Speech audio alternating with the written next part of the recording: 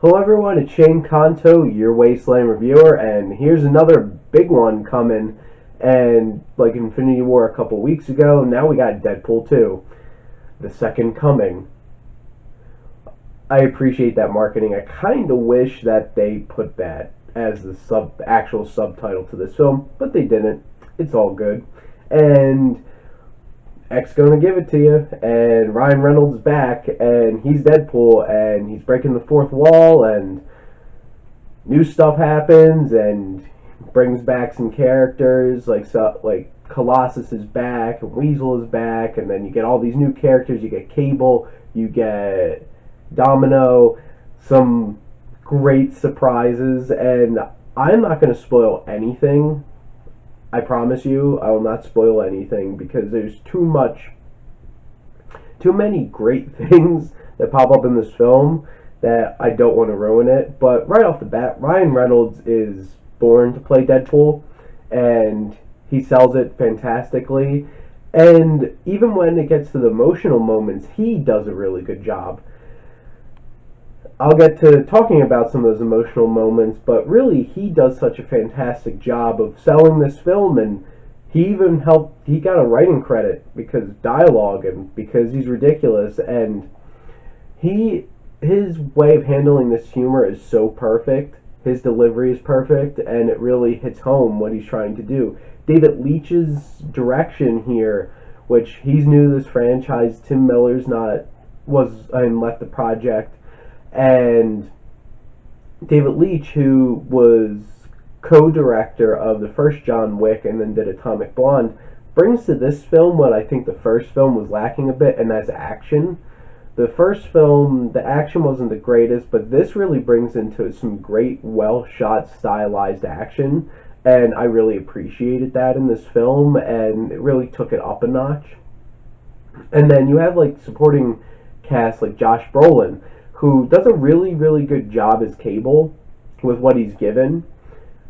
I felt like they could have gave him more, and he could have been in this more.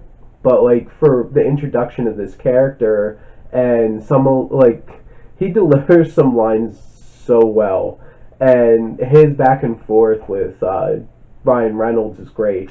And then Zazie Beetz, who plays Domino, she's great. She has a lot of charisma. I really appreciate her in this film, and she's honestly not in it that much, and could have done a little bit more with her, because I'll admit this film, how it's structured, comes into chunks, and characters come in and out, in and out, in and out, and really the only character that gets a ton of screen time is Deadpool. He's thoroughly throughout the whole entire film. But you have characters like Colossus and Negasonic Teenage Warhead come back. Colossus gets a little bit more to do in this film that I appreciated.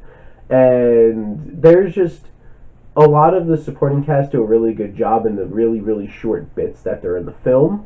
And Julian Dennison, who plays the young kid, Fire Fist, and he's the one that drives the plot of this film, and I think he does a good job.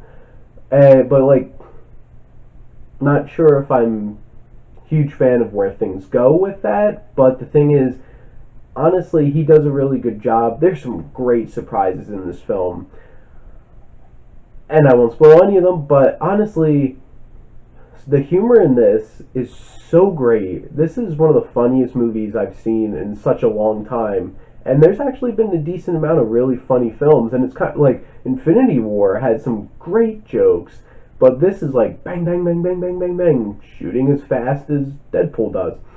Tyler Bates' score for this, because the first thing you think of, it's they use some great music, like X Gonna Give It To You Again and Thunderstruck.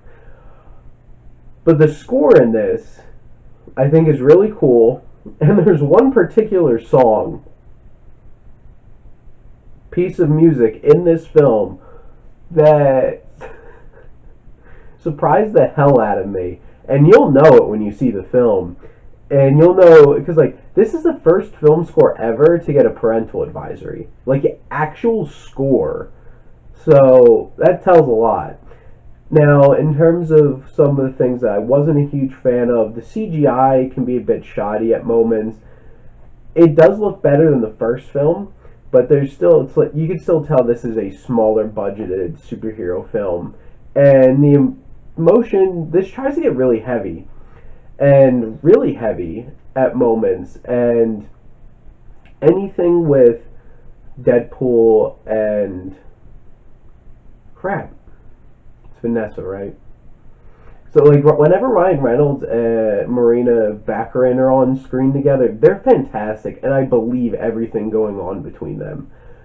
There's some other emotional moments and plot points in this film that I'm not sure I really was sold on, but and then it does delve into cliche more than you would expect a movie that is supposed to be making fun of all cliches.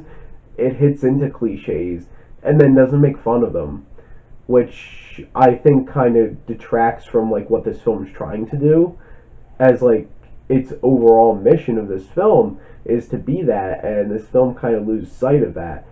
And they do some interesting things with some characters, and some of them are for great laughs, but it's like, I don't know if I'm a huge fan of what they did.